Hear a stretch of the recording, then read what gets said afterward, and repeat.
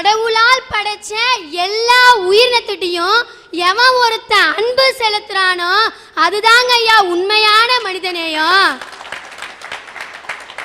இததாயா பாரதி சொன்னாரு, காக்கை குருவி எங்கள் சாதின்னு, வாடிய பயிரை கண்ட போதெல்லாம் வாடினேனாரு வள்ளலாறு, முல்லைக்கு தேர் கொடுத்தானே பாரி, மயிலுக்கு போர்வை போத்தினானே பேகன்.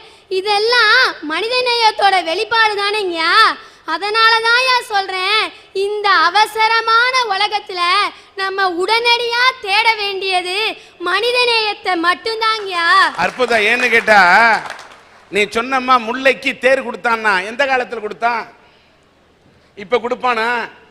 ஒரு ஏழை வந்து குளிருக்காக போத்துக்கிட்டு போர்வையை போட்டு தூங்கிக்கிட்டு இருந்தான்னா அந்த போர்வையை சுட்டுட்டு போயிட்டு இருக்கிறான். மயிலுக்கு வந்து போர்வை கொடுத்தான் பேகன் அந்த காலத்துல சொன்ன. இந்த காலம் எப்படிப்பட்ட காலம்? மனிதநேயம் இருக்குதா? அருமை மனிதநேயம். அதனால தான் இந்த காலத்தில் மனிதநேயத்தை தேட வேண்டும் என்று சொல்லுகிறீங்க. நல்லது. ஓகே. சமுதாயத்துல அன்பு பல்வேறு வடிவங்களா வெளிப்படுது. அம்மா பிள்ளை கிட்ட காட்டுறத பாசம்னு சொல்றோம். மனுஷன் கடவுள்கிட்ட காட்டுறத பக்தின்னு சொல்றோம். கடவுள் மனுஷங்கிட்ட வெளிப்படுத்தும் போது அருள்னு சொல்றோம். டீச்சர் மாணவன்கிட்ட நடந்து கொள்றத விசுவாசன்னு சொல்றோம். மாணவன் டீச்சர்கிட்ட நடந்துக்கும் போது மரியாதைன்னு சொல்றோம். காதலன் காதலிக்கிட்ட சொல்லும் போது காதல்னு சொல்றோம். இரு நாடுகளுக்கிடையே வெளிப்படுத்தும் போது சமாதானம் சொல்றோம். தொடர்பே இல்லாத ஒரு மனுஷங்கிட்ட காட்டுற அன்பதாயா நம்ம மனித நேயம்னு சொல்றோம். அற்புதமான விளக்கம். அதனாலதான் சொல்றேன் நம்ம மனித நேயத்தை தேடணும்னு. ஐயா இன்னொன்னு நல்ல விஷயம், இந்த சின்னஞ்சிறு வயதுல இந்த பொண்ணு மனித நேயத்தை தேடணும்னு சொல்லுது. நாட்டுல அவன் ஃபிகர் தேடிட்டு அலையிறான். ஐயா இன்னைக்கு மேடையில எல்லாருமே பேசலாம் ஐயா மனித நேயத்தை பத்தி. ஆனா யார்கிட்டயா மனித நேயம் இருக்கு? ஒருத்தன் சாலையை கடந்து போறானா அவனை இந்த பக்கத்துல இருந்து ரோட தாண்டி அந்த பக்கம் கூட விட மாட்டேங்கிறான். எங்கேயா இருக்கு மனித நேயம்? கண்ணு தெரியாதவங்களுக்கு உதவணுங்கிறது நம்மோட கடமை. ஆனா கண்ணு தெரியாதவன் பிச்சை எடுத்துட்டு இருப்பான். அவனுக்கு தெரியாம அவனோட பணத்தை திருடிடுறான். இது எவ்வளவு ஒரு பாவமான செயலிங்கயா. வாழ்க்கையில் குருடனாக பிறப்பது கூட பாவம் இல்லை, திருடனாக பிறப்பது மட்டும்தான் குற்றம். அதனாலதான் சொல்றேன் நம்ம மனித நேயத்தை தேடணும்னு. நியூஸ் பேப்பரை பார்த்தோம்னா கொலை கொள்ளை கற்பழிப்பு அப்படின்னு மனிதநேயம் இல்லாத செய்திகளை தான் பார்க்கிறோம். பாராளுமன்றத்தில் குண்டு வெடிப்பு, கற்சிலை அம்மனுக்கு பாலாபிஷேகம், ஆனால் கல்லூரி பெண்கள் பஸ்ஸோடு எரிப்பு. முதல் 4 மாதம் சூடான பொருளை சாப்பிட்டால் கரு கலஞ்சிரும்னு நினைச்ச தாய் அடுத்த 4 மாசம் குளிர்ச்சியான பொருளை சாப்பிட்டா மாந்த வரும்னு நினைச்ச தாய் தூக்கத்துல திரும்பி படுத்தா கொடை சுத்தி தாய் மாமனுக்கு ஆகாதுன்னு நினைச்ச தாய் குழந்தை பிறந்த உடனே பொம்பளை குழந்தைங்கனால கொன்னுட்டா.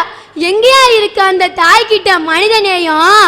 கணவன் மனைவியை கொல்றது, மனைவி கணவனை கொல்றது, அண்ணன் தம்பியை கொல்றது, வற்றாத இனவெறியால் ஈனச்சண்டை, வறுமையிலும் சாதி திமிர், எல்லா கொடுமைகளுமே நாட்டில் தாங்க நடக்குது. அதனாலதான் சொல்றேன் நம்ம மனித நேயத்தை தேடணும்னு. ஐயா பிச்சைக்காரன் ஒருத்த அம்மா பசிக்குதுன்னு கேட்டா எத்தனை பேர் அவனுக்கு சாப்பாடு போடுறான்? வாசலில் அம்மா பசி என்ற சத்தத்தை பொருட்படுத்தாமல் கருவறையில் உள்ள அம்மனுக்கு காணிக்கை செலுத்தி என்ன பயன்? அதனாலதான் சொல்றேன் நம்ம மனித நேயத்தை தேடணும்னு. ஐயா இன்னைக்கு நம்ம யார கடவுளா நினைச்சிட்டு இருக்கோம்? நம்ம உயிரை காப்பாற்ற டாக்டரை தான் நினைச்சிட்டு இருக்கோம். இன்னைக்கு எத்தனை டாக்டருங்க மனித நேயத்தோட நடந்துக்கிறாங்க? ஒரு சில டாக்டர் தாங்க இருப்பாங்க. தனியார் மருத்துவமனையில் ஒருத்தன் அட்மிட் ஆகிட்டான்னு வச்சுக்காங்க, அவன் முடிவு பண்ண வேண்டியதான் தன்னோட சொத்தை எல்லாம் வித்துடணும்னு. ஏன்னா அங்க பணம் மட்டும்தான் குறிக்கோள், மனித நேயத்துக்கு கிடையாது. ஐயா தன்னோட வயிற்று பிழைப்புக்காக யானையை பிச்சை எடுக்க வைக்கிறான், குரங்க குட்டி காரணம் போட வைக்கிறான். சுதந்திரமா பாடி திரிஞ்சிட்டு இருந்த கிளிய கூண்ல அடிச்சு வச்சு சீட் எடுக்க வைக்கிறான். 5 அறிவு விலங்குகளை படைச்சதே நம்ம அதுகிட்ட அன்பா நடந்துக்கணும் தான். மனிதங்களையே மதிக்க தெரியாது அவனுக்கு எப்படியா விலங்குகளை நேசிக்க தெரியும்? ஒருத்தங்கிட்ட பணம் இருக்கலாம்யா, உறவு இருக்கலாம், தன்னம்பிக்கை இருக்கலாம், பட்டம் இருக்கலாம், பதவி இருக்கலாம். இது எல்லாமே இருந்து அவன் கிட்ட மனிதனேன்னு ஒண்ணு இல்லைன்னு வச்சுக்கோங்க, அவனை ஒரு மனுஷனாகவே இந்த உலகம் மதிக்காதியா. அதனாலதான் சொல்றேன், இந்த அவசரமான உலகத்துல நம்ம உடனடியா தேட வேண்டியது மனிதநேயத்தை மட்டும்தாங்கயா. அற்புதம் அற்புதம் அற்புதம், நல்லா பேசுன. உன் பேர் என்னம்மா? இந்த பத்மபிரியா என்ற இந்த பெண், இந்த பொண்ணை பற்றி ஒரு சிறப்பை இங்க நான் இங்கே சொல்ல வேண்டியிருக்கின்றது. வள்ளுவன் 1330 குறளை திட்டி இருக்கின்றான் 133 அதிகாரத்துல. அந்த 1330 குறளையும் இந்த பெண் அச்சு பிழறாமல் அப்படியே அழகாக ஒப்பிப்பார் என்று சொன்னால், இந்த நாட்டிலே 4 குறள் தெரியாத குழந்தைகள்லாம் இருக்கக்கூடிய இந்த நாட்டிலே நான் உன்னிடம் கேட்கின்றேன், 1330 குறள் நல்லா படிச்சிருக்க இல்லையா பத்மபிரியா? அப்படி சொல்ல. உதடு ஒட்டாத திருக்குறள் தெரியுமா? உதடு ஒட்டுகின்ற திருக்குறள் ஒன்று சொன்னோம் தெரியுமாம். உதாரணத்துக்கு உதடு ஒட்டாத திருக்குறளை சொல்லேன். யாதனின் யாதனின் நீங்கியா நோதல் அதனின் அதனின் இளன் வினையால் வினையாக்கி கோடல் நனைகவுள் யானையால் யானையா தச்சு. உதடு ஒட்டும் குறளை சொல். துப்பாக்கு துப்பாய துப்பாக்கி துப்பாக்கு துப்பாய தூவும் மழை பற்றுக பற்றற்றான் பற்றினை அப்பற்றை பற்றுக பற்றி விடற்கு. பரப்பன நீந்துவன ஊர்வன இது குறித்து குறளை சொல்லுக. பூ மலர் வரும் திருக்குறள்கள். மலர்காணின் மையாத்தி நெஞ்சே இவர்கண் பலர்காணும் பூவொக்கும் என்று நலத்தகை நல்லவர் கேயர் புலத்தகை பூவண்ண கண்ணாரகத்து கோட்டுப்பூ சூடினும் காயும் ஒருத்தியை காட்டிய சூடுநீர் என்று மலர்மிசை ஏகினான் மானடி சேர்ந்தார் நிலமிசை நீடு வாழ்வார். பரப்பன பற்றி வரும் திருக்குறள்கள். பகல் வெல்லும் கூகையை காக்கை இகழ் வெல்லும் வேந்தற்கு வேண்டும் பொழுது காக்கை கரவா கரைந்துண்ணும் ஆக்கமும் அண்ணன் நீரார்க்கை உள. வாழ்த்துக்கள் வாழ்த்துக்கள். என் எம்மொழியாம் தமிழ் மொழியாம் செம்மொழியாம் தங்கத்தமிழாம் சங்கத்தமிழாம் சிங்கத்தமிழாம் என் தமிழ் மொழியை வள்ளுவனது குறளை இங்கே ஒப்பித்த தமிழ் பெண்ணே, நீ வாழ்க வாழ்க பல்லாண்டு.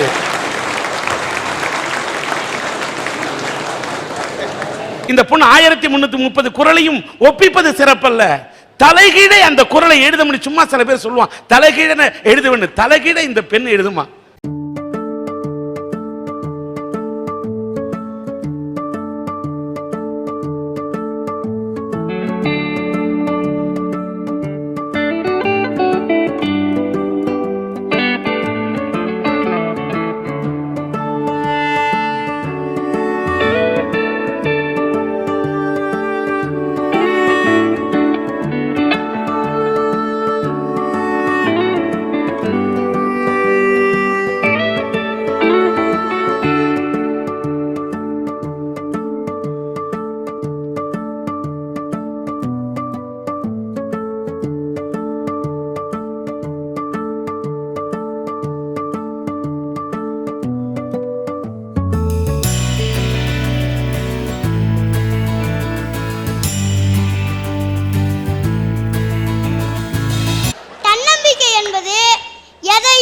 செய்து முடிப்பேன். எவரால் செய்து முடிக்க முடியாத கூட நான் செய்து முடிப்பேன். அதாங்கய்யா தன்னம்பிக்கை. சூப்பர். அது உடல்ல உயிர் போன்றதுங்கய்யா. அந்த தன்னம்பிக்கை இல்லாதவங்க இருக்கான் பாருங்க, உயிரற்ற உடல் போன்றவங்க ஐயா.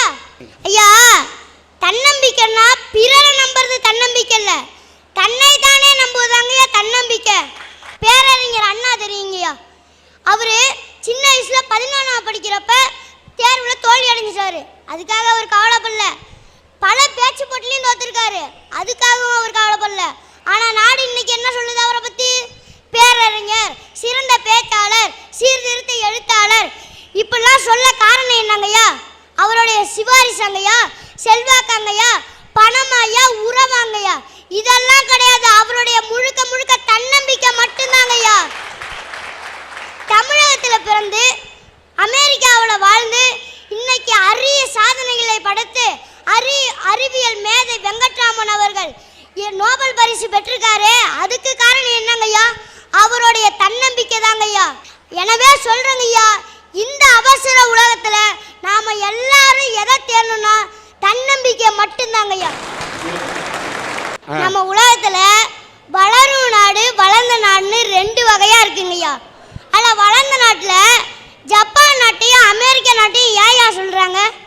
ஜப்பான் நாட்டுல ஒவ்வொரு ஸ்கூல்லையும் வகுப்பறையில் எழுதி போட்டிருப்பாங்க, உன்னால் முடியாது என்றால் ஜப்பானால் முடியாது, ஜப்பானால் முடியாது என்றால் இந்த உலகத்தாலே முடியாதுன்னு எழுதி போட்டிருப்பாங்க ஐயா.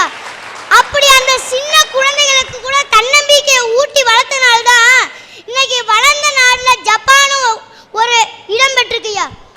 அப்துல் கலாம் தெரியுங்கய்யா, எல்லாத்துக்கும் தெரியும். அவர் ஒரு பெங்களூர்ல இருக்க மகளிர் கல்லூரிக்கு கூப்பிட்டுருக்காங்க. அப்போ போனப்ப பேச சொல்லியிருக்காங்கய்யா. பொதுவாக அப்துல் கலாம் சார் என்ன சொல்லுவார்? வல்லரசு ஆகணும், நம்ம நாடு வல்லரசு ஆகணும், எல்லாரும் கனவு காணுங்கள், நல்லா படிங்க அப்படின்னு தான் சொல்லுவார். ஆனால் அங்கே போய் அப்படி சொல்லுங்கய்யா. ஒரே ஒரு கேள்வி கேட்டார். ஐஸ்வர்யா ராய், சுஷ்மிதா சென், லாரா தாத்தா இவங்க 3 பேரும் யாருன்னு கேட்டாங்க. அதுக்கு அங்கே இருக்க மாணவிங்கெல்லாம் சொன்னாங்க, இவங்க 3 பேரும் உலக அழகின்னு சொன்னாங்க. இப்படி வர காரணம் என்னன்னு அப்துல் கலாம் கேட்டாருங்கய்யா. அதுக்கு ஒரு மாணவி எழுந்து சொன்னாங்க, இவங்களாம் அழகா இருந்தாங்க, அதான் உலக அழகின்னு வந்துட்டாங்கன்னு சொன்னாங்க. இன்னொரு மாணவி எழுந்து சொல்றாங்க, கேட்கப்பட்ட கேள்விக்கெல்லாம் கரெக்டா பதில் சொன்னாங்க, அதான் உலக அழகியா ஆனாங்கன்னு சொன்னாங்க. இன்னொருத்தங்க எழுதி சொல்றாங்க, கடைசியில கேட்கப்பட்ட கேள்விக்கு நாட்டுப்பற்றோடு பதில் சொன்னாங்க, அதான் உலக அழகியான்னு சொன்னாங்க. ஆனா அங்க இருந்த மாணவியோட தங்கச்சி வந்துருந்துச்சுயா. அது போய் அப்துல் கலாம் அவங்கள்ட்ட, அங்கிள் அங்கிள் நான் சொல்லவா அப்படின்னு கேட்டுச்சு. அதுக்கு கலாம் ஐயா சொல்லு அப்படின்னாரு. அதுக்கு அந்த பாப்பா சொல்லுது, இவங்க 3 பேரும் கலந்துருக்க போட்டியில நான் கலந்துருக்காம விட்டுட்டேன், அதான் அவங்க 3 பேரும் ஜெயிச்சுட்டாங்கன்னு சொல்லிச்சு. அப்படி இந்த சின்ன மாணவிட்ட இருக்கவங்களோட தன்னம்பிக்கை கூட அந்த மாணவிகளுக்கு இல்லாம போயிடுச்சாங்க ஐயா. ஒன்ன மாதிரி ஆளுலாம் உலகலையை பத்தி பேசுறதுனால தாண்டா இன்னும் எனக்கு எதுவும் செட் ஆகல. உனக்கு செட் ஆகும்னு நினைக்கிற? ஆனா இந்த ஜென்மத்துல உங்களுக்கு செட்டே ஆகாதுண்ணே, உண்மையா சொல்றேன். இந்த ஜென்மம் இல்ல, இன்னும் 7 ஜென்மம் எடுத்தாலும் உங்களுக்கு செட் ஆகாது. ஐயா மாவீரன் அலெக்சாண்டர் எல்லாத்துக்கும் தெரியுங்கய்யா. அவரு தன்னிட்ட இருக்க பொண்ணு பொருள் நகை எல்லாத்தையும் எடுத்து மக்களுக்கே கொடுத்துட்டாருங்கய்யா. ஒரு அமைச்சர் வந்து கேட்டாரு, என்னங்கய்யா எல்லாத்தையும் எடுத்து மக்களுக்கே கொடுத்துட்டீங்க, உங்களுக்காக என்னங்கய்யா வச்சிருக்கீங்கன்னு கேட்டாரு. அவர் சொன்னாரு, இதெல்லாம் என்ன பெரிய சொத்து, என்கிட்ட ஒரு சொத்து இருக்கு, அதை வச்சு நான் வெற்றி பெறுவேன்னு சொன்னாரு. அப்படி என்னங்கய்யா உங்கள்கிட்ட ஒரு சொத்து இருக்கு? அதாண்டா என் தன்னம்பிக்கை, அந்த தன்னம்பிக்கை வச்சு நான் இந்த நாட்டையே ஆளுவேன்டான்னு சொன்னாரு. அப்படி இன்னைக்கு நாட்டை ஆண்ட அரசர்கள்ல அவரும் ஒருத்தர் விளங்கிட்டு போயிருக்காருன்னா அதுக்கு காரணம் அவருடைய தன்னம்பிக்கை தாங்கய்யா. என்னையும் எங்க அம்மாவையும் எடுத்துக்கோங்கய்யா. எங்க அம்மா 10ஆம் படிக்கிறப்ப படிக்கிற வயசுலேயே கல்யாணம் ஆயிடுச்சியா. இருந்தாலும் படிக்கணும்னு ஆசை தான். அப்புறம் எங்கள் அண்ணன் பிறந்துட்டாங்க. எங்கள் அம்மாவுக்கு படிக்கணும்னு ஆசை ரொம்ப வந்துருச்சு. அப்புறம் வீட்டிலேருந்தே 10, 11, 12 கல்லூரி வாழ்க்கை இது எல்லாத்தையும் வீட்டிலேருந்தே படித்து முதுகலை பட்டம் பெற்று கடந்த 3 ஆண்டுகளாக தமிழாசிரியராக பணிபுரிஞ்சிட்டு இருக்காங்க ஐயா. அதுக்கு காரணம் எங்களோட சொத்து இல்லை, சுகமும் இல்லை, சிபாரிசு இல்லை, செல்வாக்கு இல்லை, பணம் இல்லை, உறவு இல்லை, முழுக்க முழுக்க அவங்களுடைய தன்னம்பிக்கை தாங்க ஐயா. அவங்க வழியில நான் வந்தாங்க ஐயா. நான் ஆளுக்குள்ளந்தான் எல்லாருக்கும் தெரியும். ஆனா நான் பல பேச்சுப்பட்டுல பேசியிருக்கேன் ஐயா. துணை முதலமைச்சர், மத்திய அமைச்சர் ராஜா, கலைஞர் இவங்க எல்லாத்திலையும் பரிசு பெற்றிருக்கேன் ஐயா. அதுக்கு காரணம் என்னுடைய முழுக்க முழுக்க தன்னம்பிக்கை மட்டும்தாங்க ஐயா. எனவே தன்னம்பிக்கையோட அனைவரும் உழைங்க.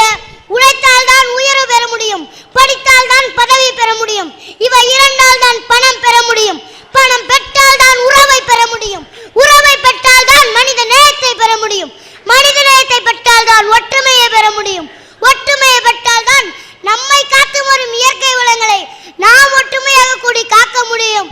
எனவே இந்த அவசர உலகத்தில் நாம் அனைவரும் அவசியமாக எதை தேட வேண்டும் என்றால் தன்னம்பிக்கை ஒன்றுதான்.